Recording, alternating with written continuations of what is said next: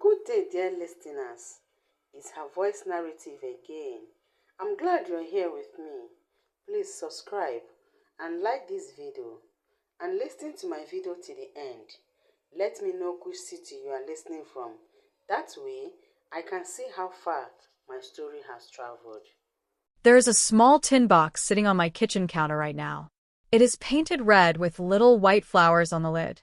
From the outside, it looks like the kind of box that holds old buttons or birthday candles, or maybe a few rubber bands.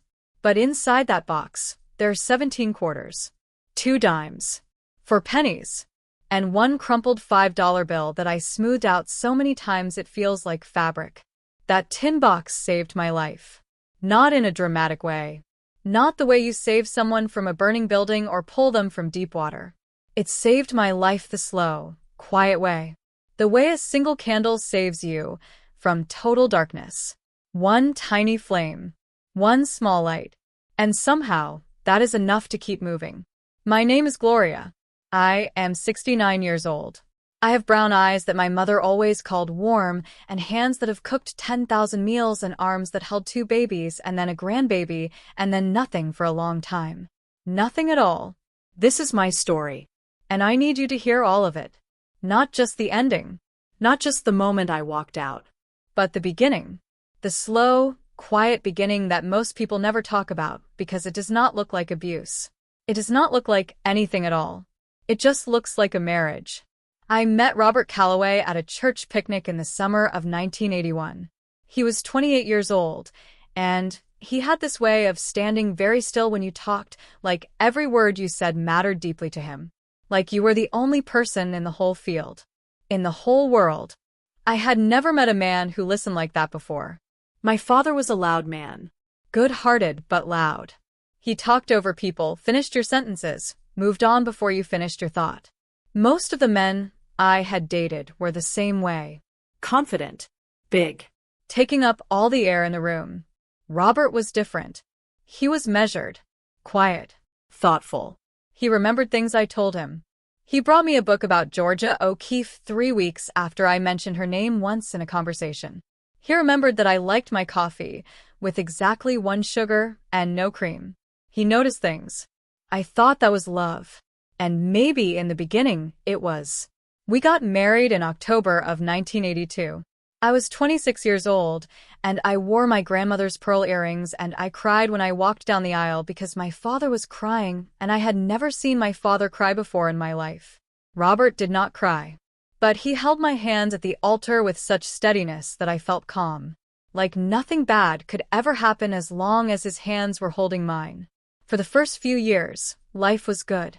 We were building things together. A home. A family. A future. I worked as an office manager at a dental practice downtown. Robert worked in insurance, first as an agent, and then climbing into management. We had 2 daughters, Cassandra and Marie. We had a modest house with a big backyard and a leaky basement we kept meaning to fix. We were ordinary. Wonderfully, comfortably ordinary. I look back at those years now, and I search for the signs. Everyone always says you should have seen the signs. And maybe they were there, small and quiet, hiding in plain sight.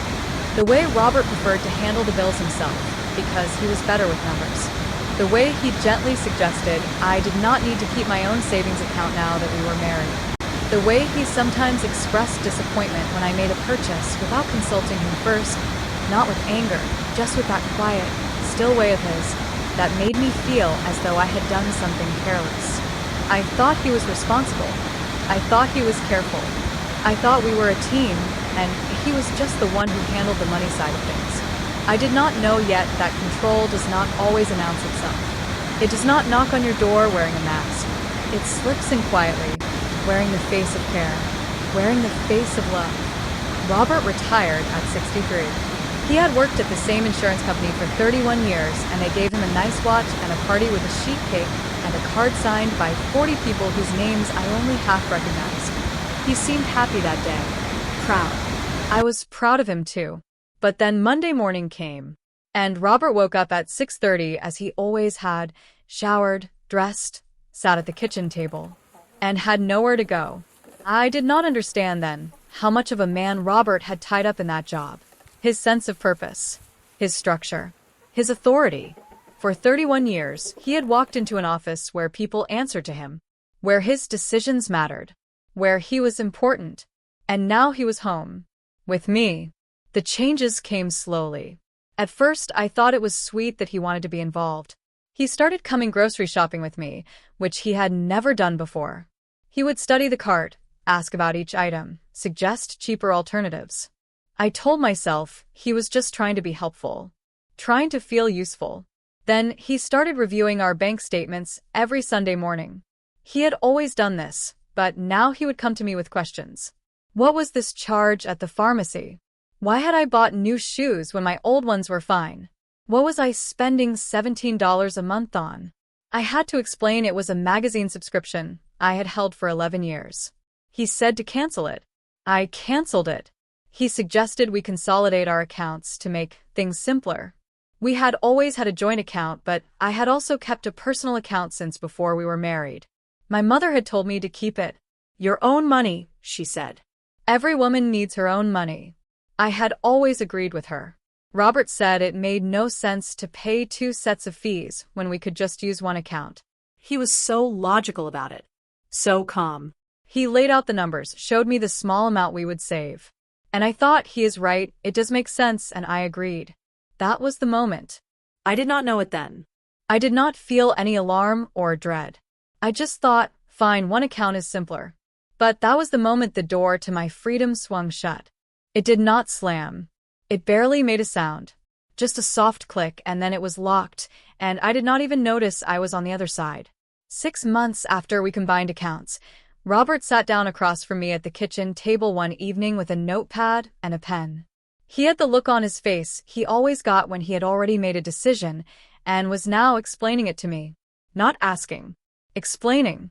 Gloria, he said, I've been going over our budget, and I think we need to be more intentional about spending. I agreed. Of course I agreed. Being intentional sounded responsible. It sounded like wisdom. He told me he had set up a new system. He would handle all the bills, the mortgage, utilities, insurance, groceries for big shopping trips. He would transfer money each month for household expenses. And for my personal spending, my own items, coffee out, gifts for friends, clothes, whatever I needed for myself, he would give me an allowance. He said the word allowance so naturally. Like it was ordinary. Like it was sensible. $75 every 2 weeks is enough, he said. For one person who is not working and has no commuting costs and does not need work clothes, $75 every 2 weeks is more than enough. I sat there and looked at the notepad in his hands, at the neat columns he had drawn, at his handwriting, careful and precise as always. I did not say anything. I should have said something.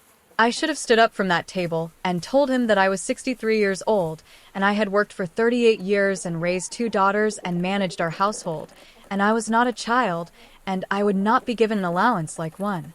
But I did not say that. I said, okay, we can try it and see how it goes. It did not go. It stayed. For years it stayed. $75 every 2 weeks. I want you to really think about what that means.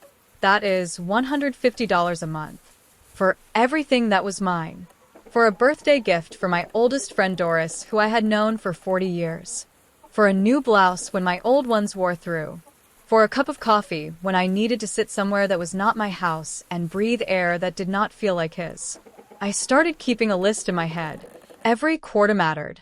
Every dollar had to stretch to places dollars are not meant to stretch.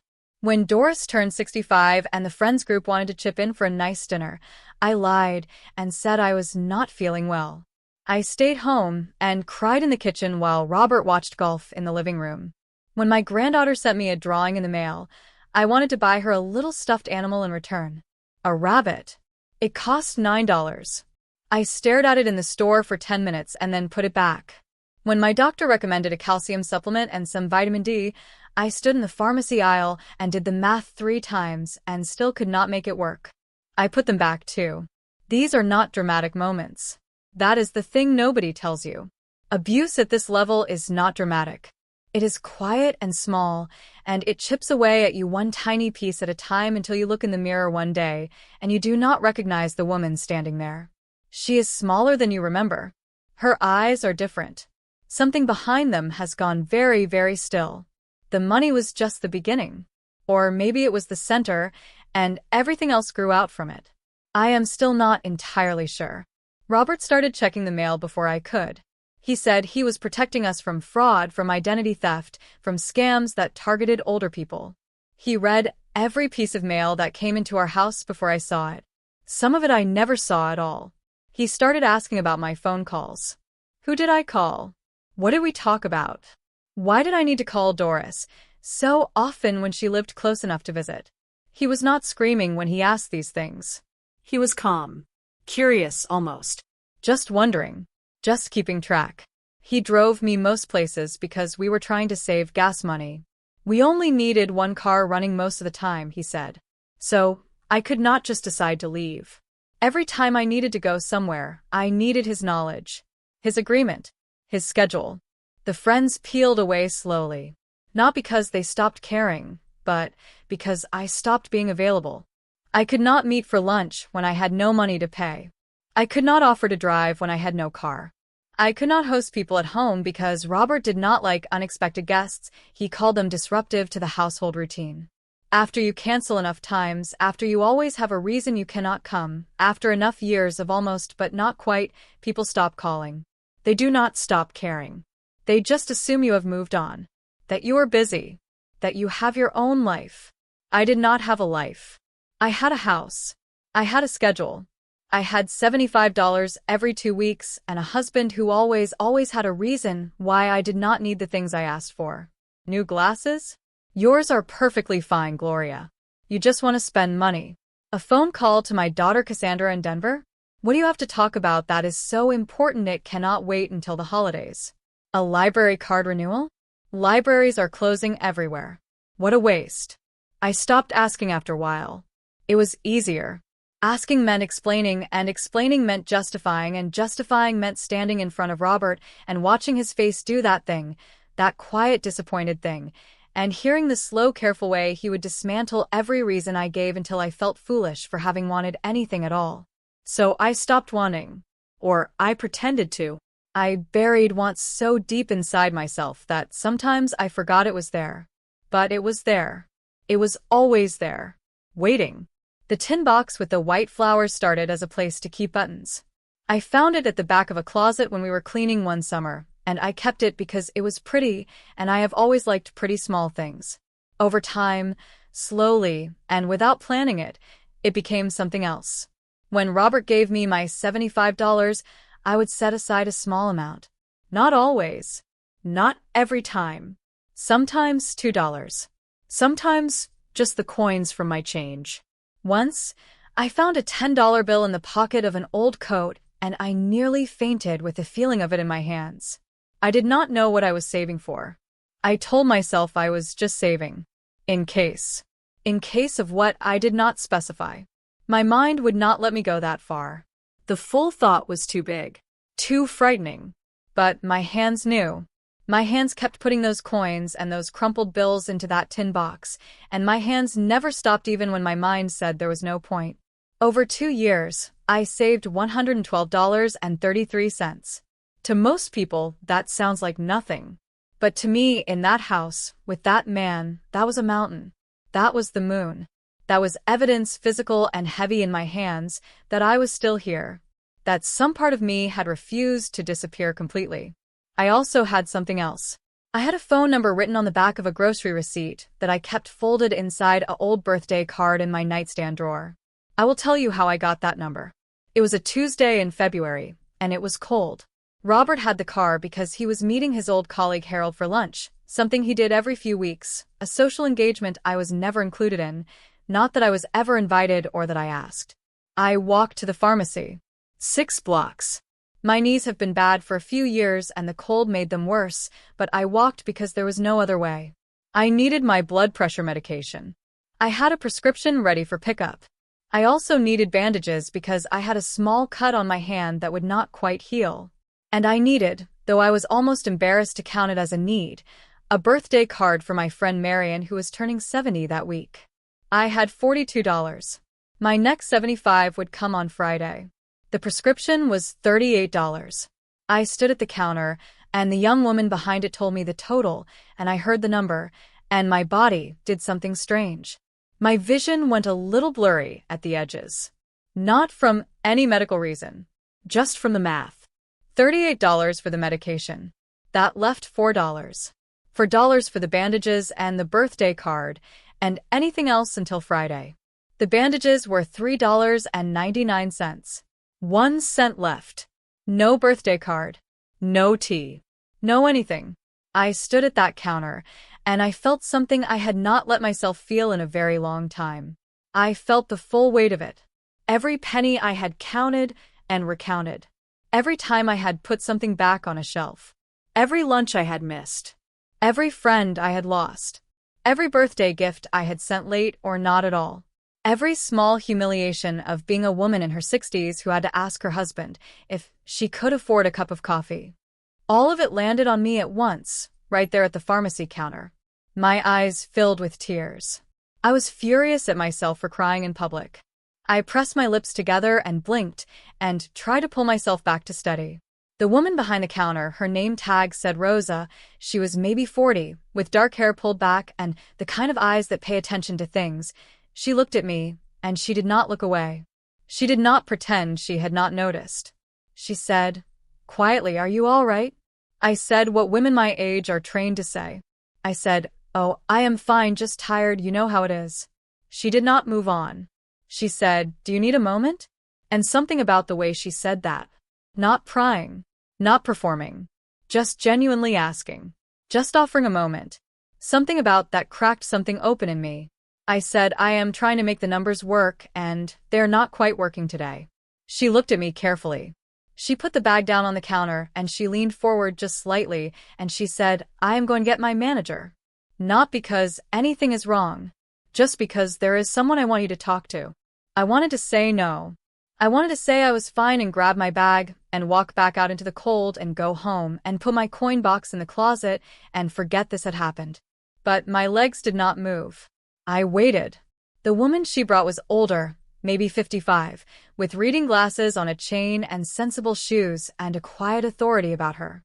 Her name was Beverly. She asked if we could step to a small seating area near the consultation window. I followed her because I was too exhausted not to. Beverly sat across from me, and she said she had been a pharmacist for 25 years, and she had seen many things. And she said, and her voice was so careful and so kind that it felt like a hand taking mine. She said that she recognized what she was seeing. I did not ask what she meant. I knew what she meant. And the knowing of it sat between us like a stone we were both looking at. She wrote a name and a phone number on the back of a pharmacy receipt. She said, "This is a woman named Patricia. She runs a service for women in difficult situations. You do not have to be in danger to call. You do not have to have bruises. You do not have to have hit any kind of bottom. You can just call because something does not feel right." She said, "Keep this. You do not have to do anything with it. Just keep it." I folded that receipt and put it in my coat pocket, and I said thank you, and I took my medication and I walked home. 6 blocks. Cold the whole way. That receipt lived in my nightstand for 4 months before I called. Spring came, and the cold went, and still I did not call. I told myself I would when the time was right. I told myself I needed to think more. That maybe I was making too much of things. That all marriages had difficult patches. That Robert had never hit me, had never screamed at me, had never called me ugly names. Compared to some women I had seen on the news, what was I complaining about? That is the trick of it. That is the cruelest trick of that kind of control. You keep comparing yourself to the worst cases and thinking you are not there yet. But by the time you feel like you are there, you have been gone from yourself for so long you cannot remember the way back. One morning in late April, Robert told me I could not call Cassandra for her birthday. That was not how he said it. He did not say those exact words. He said, "You know, Cassandra is very busy with the children and the new job. I am sure she appreciates that we do not bother her with calls. We can send a card." Cassandra was my daughter. My firstborn. She had entered the world holding my fingers so tightly that the nurses laughed. She had slept on my chest and learned her first words from my voice and run to me with every scraped knee and broken heart. She was 43 years old, and I had not spoken to her in 8 months because Robert always had a reason for why this was not a good time. I sent the card. A card I had bought with my own quarters. I signed it "Love Always, Mom," and I sealed it, and I put it on the table for Robert to take to the mailbox because he always mailed things himself. I do not know if Cassandra ever received that card. That night, while Robert watched television, I went to the bedroom. I took the folded receipt out of the birthday card in my nightstand. I looked at the number. Then I took my phone and went to the bathroom and locked the door and called. A woman answered on the second ring. Her name was Patricia. Her voice was calm and warm, and it did not sound at all like a crisis line. It sounded like someone who had been expecting my call. Someone who had time for me. I talked for 40 minutes. I sat on the edge of the bathtub in my house, while my husband watched television 20 feet away, and I told a stranger everything. The accounts, the allowance, the mail, the phone calls, the friends who were gone, the daughters I could not reach, the birthday card I was not sure would be mailed, the tin box with $112. Patricia did not say "I told you so." She did not say "you poor thing." She did not dramatize it or minimize it. She just listened. And then she said, "What you are describing has a name. It is called coercive control. It is a form of abuse. And there is a way out." I did not cry then. I had used up all my crying for a long time. I just held the phone very tightly and said, "Tell me." Patricia worked with an organization called Safe Harbor. They helped women in situations like mine. Women who were not bruised, but who were trapped. Women who had no money and no car, and no access and no way to imagine a different life. She told me first that I needed to understand I had legal rights, that my name might not be on that bank account, but I had rights to our shared assets, to our retirement savings, to the equity in our home, to support. I had rights I did not know about because no one had ever told me, and I had been cut off from the kind of information that might have reached me. She told me second that we needed to build a plan slowly and carefully. She said the most dangerous time in these situations is often when the person leaves. Not because Robert was violent, but because when control is threatened, it escalates, and I needed to be safe before he knew anything was happening. She told me third that she would help me find a place to go. Over the following 3 months, I saw Patricia in person 6 times. She worked out of a small office above a dry cleaning shop on a street I walked to carefully. On Thursday mornings when Robert played golf, his one standing commitment that kept him away from the house for 3 reliable hours. Each Thursday, I built something. The first Thursday, we talked about documents. I had no access to our financial records. Robert kept everything in a fireproof box in the closet of his home office, a room I was not forbidden from but in which I rarely felt welcome. Patricia told me I needed copies of everything. Our marriage certificate, social security cards, bank statements, the deed to the house, tax returns. Finding the key to that box took me 2 Thursdays of careful, quiet looking. I found it taped to the underside of the desk drawer. I stood in that office for 5 minutes before I could move. My heart was so loud I was sure he could hear it from the golf course across town. I opened the box. I took every document to the kitchen and photographed each one with my phone. Then I returned them, relocked the box, replaced the key, and closed the office door. My hands did not stop shaking for 2 hours. The second thing we built was a small emergency fund. Patricia told me about an account I could open at a bank across town, a bank Robert did not use, a new account in my name alone. I went on a Thursday with $20 in quarters from my tin box. The woman at the bank did not ask questions. She helped me open a savings account. She was very young, maybe 25, and she typed quickly and efficiently and handed me a card I folded and put in my shoe for the walk home. Every Thursday after that, when I had a few extra dollars, I would walk past the bank and deposit something. $5, $8, twice, $20 from birthdays when relatives had sent me checks I had managed to cash before Robert processed the mail. By the time I was ready to leave, I had $341 in that account.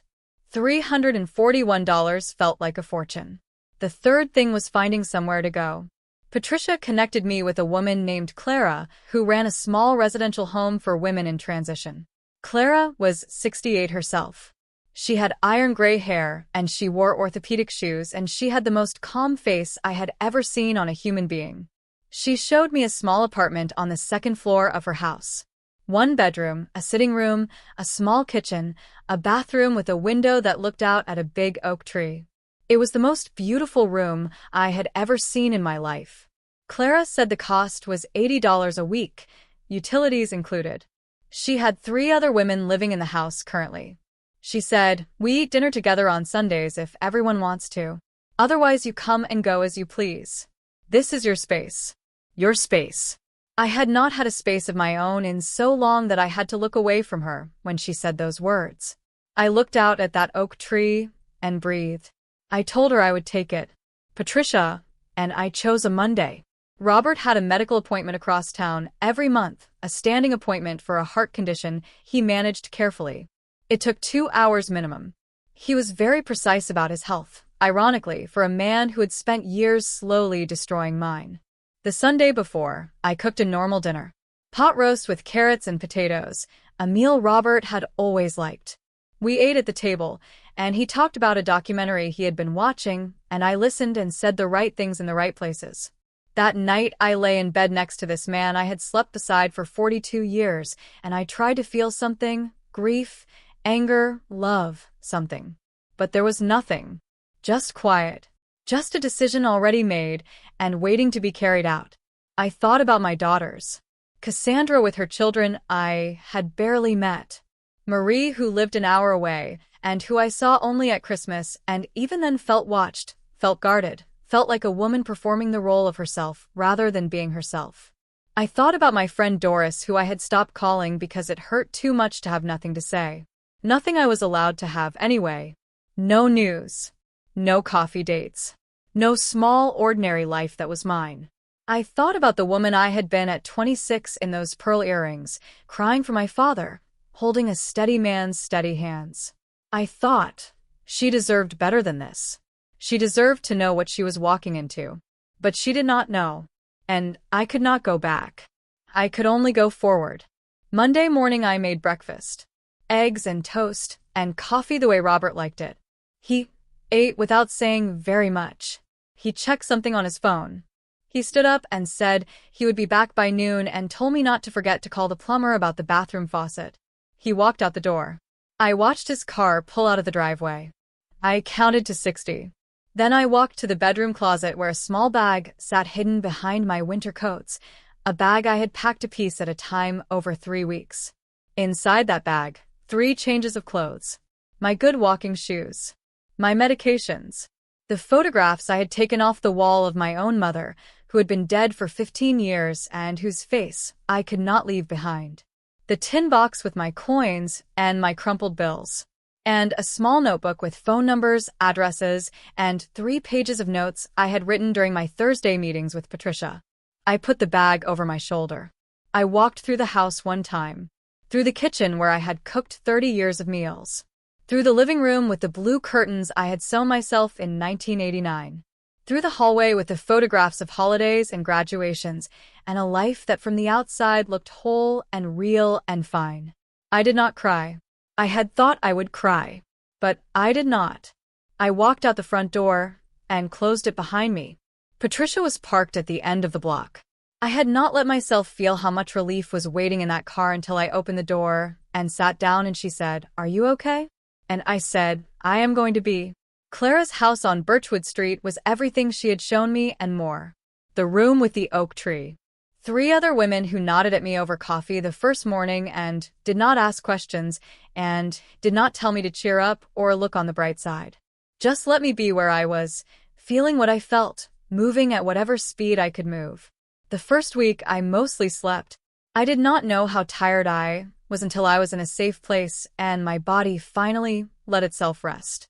I slept 9, 10, 11 hours. I woke up and drank coffee in a chair by the window and watched the oak tree and did not have to account for any of it to anyone. The second week, I called Cassandra. I sat in my room with the door closed and the oak tree outside, and I dialed my oldest daughter's number from memory, a number I had been forbidden from calling for so long that I was afraid I had lost it from my mind. but I had not. I had held that number in some safe place inside me that Robert could not reach. She answered on the third ring. "Mom?" Her voice went up at the end of the word in a way that broke my heart open. I said, "It is me, sweetheart. I am safe, and I am okay, and I am so sorry it took this long." She started to cry before I finished the sentence. We talked for 2 hours. She told me she had tried to reach me so many times. Letters that went unanswered, emails that bounced back, phone calls that Robert answered with excuses about my health, my busy schedule, my difficulty with technology. She had believed him. She had hated herself for believing him. She had not known what else to do. She told me she loved me. She said it 3 times just in that first phone call. 3 times like she needed me to really hear it. "I love you, Mom. I love you. I love you. I love you too," I said. "I love you so much." I am so sorry. She flew to visit 2 weeks later. She walked in the door of Clara's house and grabbed me and held on, and we stood in the little entryway crying for a long time.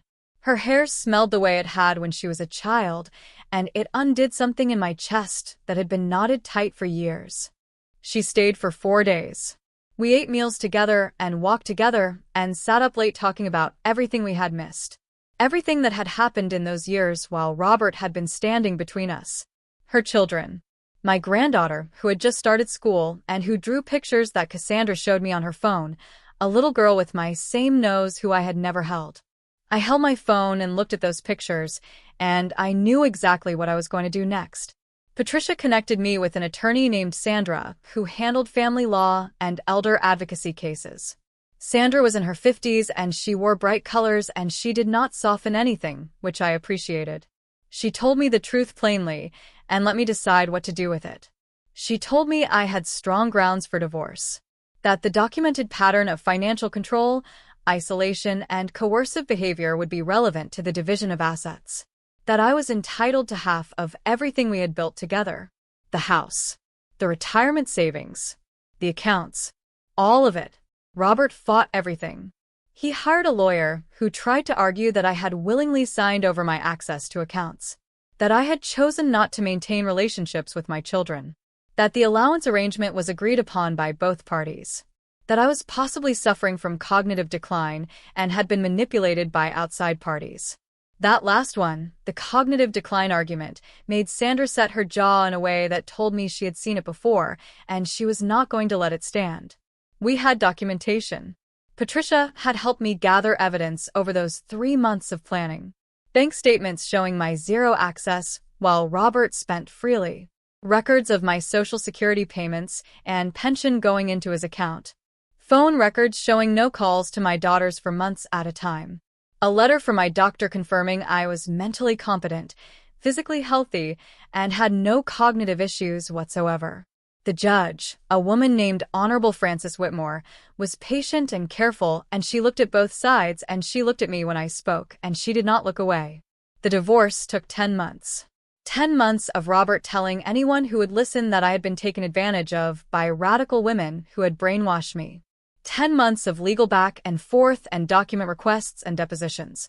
10 months of living at Clara's and building my new life one small piece at a time. In the end, I received half of everything.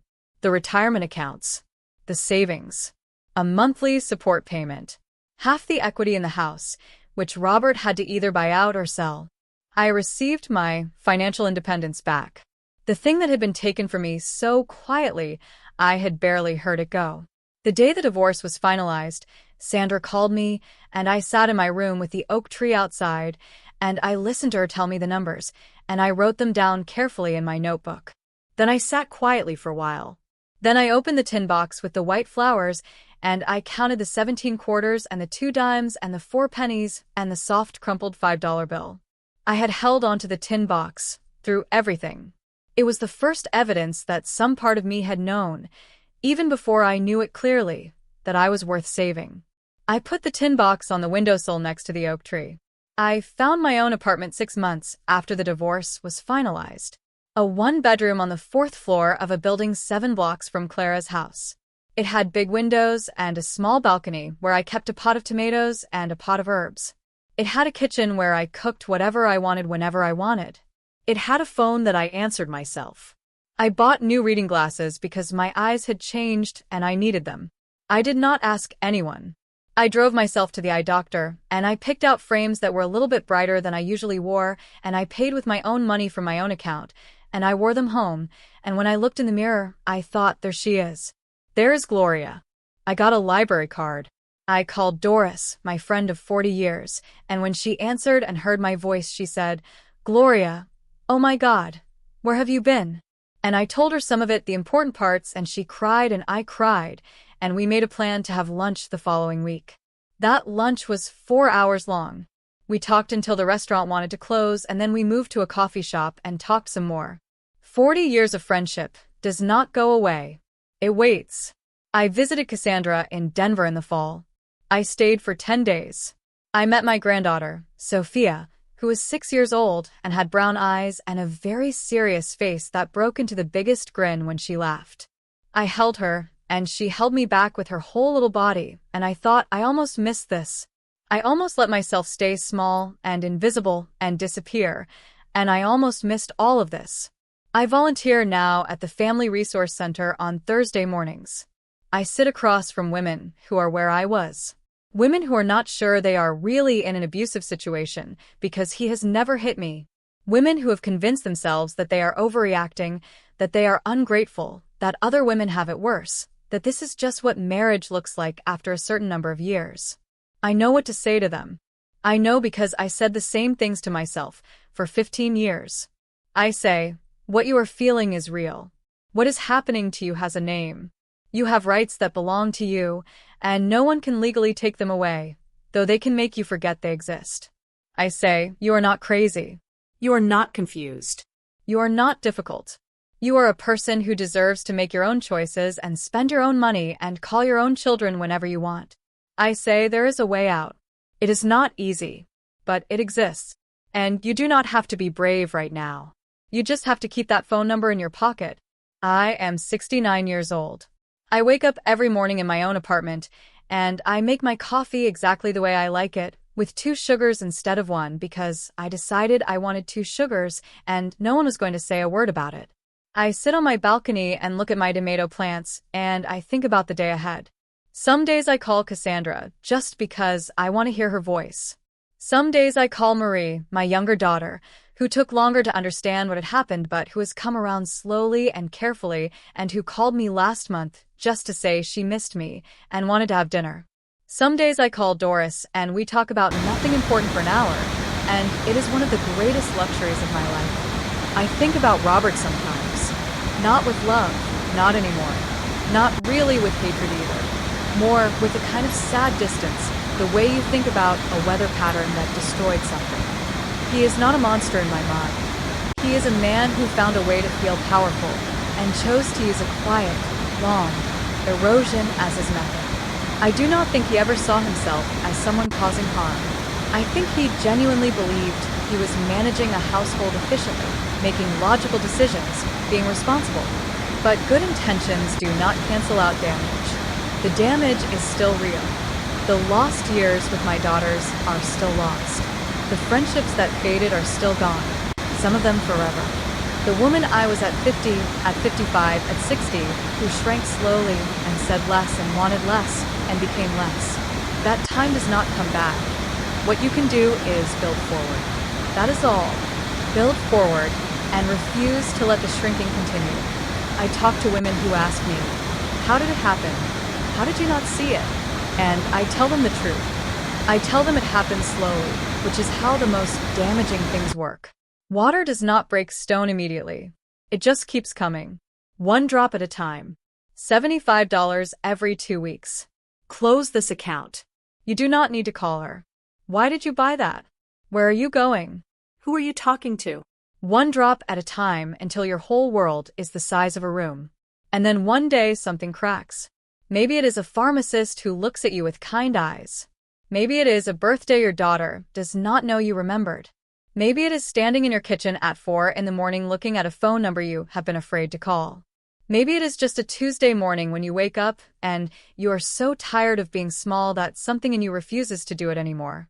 Whatever it is, if you are in that situation, I want you to hear me. That crack is not weakness. That crack is the light getting in. That is the part of you that never agreed to disappear. That part of you has been waiting patiently this whole time, and it has not given up on you even when you had given up on yourself. I want you to call the number. I want you to keep the receipt in your pocket. I want you to start that tin box, that small savings, that secret account, that whatever it is. I want you to take the document to the copy machine when you get the chance. I want you to call your daughter and talk until the restaurant closes. You are not overreacting. You are not confused. You are not difficult. You are a person, fully and completely a person, with rights and wishes, and the right to spend 2 sugars worth of coffee and $40 of your own money on reading glasses and an hour on the phone with your oldest friend. You are a person, and it is not too late. I am 69 years old, and I planted tomatoes on my own balcony this spring, and my granddaughter Sophia visited last month, and she helped me water them with a small green watering can, and she got more water on herself than on the plants, and she laughed so hard she had to sit down on the balcony floor. I sat down beside her and laughed too. Just the 2 of us on my balcony, in the sunshine, completely free. 69 years old. And that, right there, was the best moment of my life. The tin box with the white flowers still sits on my windowsill. I have not put any more coins in it. I do not need to anymore. Sometimes Sophia picks it up when she visits and shakes it to hear the rattle of the quarters inside. She asks what it is for. I tell her it is a reminder. She nods very seriously the way 6-year-olds do when they accept things without understanding them yet. One day I will tell her the whole story. When she is old enough. When she needs to hear it. When perhaps she is in a situation where she needs to know that the women in her family have faced hard things and gotten through them and come out the other side still standing, still themselves, still capable of laughing on a balcony in the sunshine with a watering can. I will tell her that dignity is not something you are given. It is not something a person can grant you or take away, though they can make you forget it belongs to you. Dignity is yours. It was yours the day you were born, and it is yours the day you die. No account number. No allowance. No locked file box. No quiet daily erosion. Nothing that walks on this earth can permanently take what is fundamentally, originally, unalterably yours. You just have to remember. That is all. Just remember. And if you have forgotten, if the forgetting has gone on a very long time and you are tired and the tin box only has 17 quarters and a crumpled $5 bill, that is all right. It is enough to start. It is always enough to start.